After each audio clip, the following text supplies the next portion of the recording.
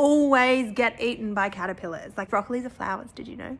Little teeny weeny flowers. They never get to flower because the caterpillars munch all the leaves before I get there. So I'm gonna go and get a whole bunch of flower seeds, and they're like companion plants. If you plant these like good companion plants next to the broccoli, they like either the smell deters pests or they attract the pests off of the broccoli plant. So let's go. It's so hot.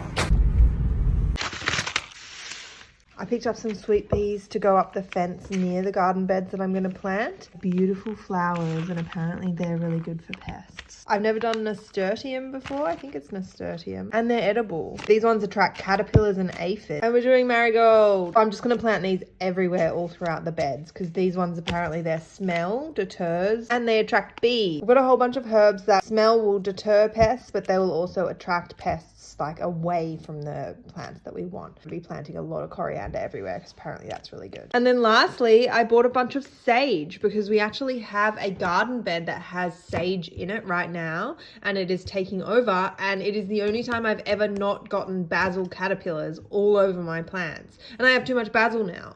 And so I bought some more sage. I'm going to propagate the sage we have, which is just classic sage. And I've got tricolor because I thought it was beautiful. Look at that. I'm going to plant all these seedlings this morning. Hopefully by the time the beds get here, we'll be able to plant them all out.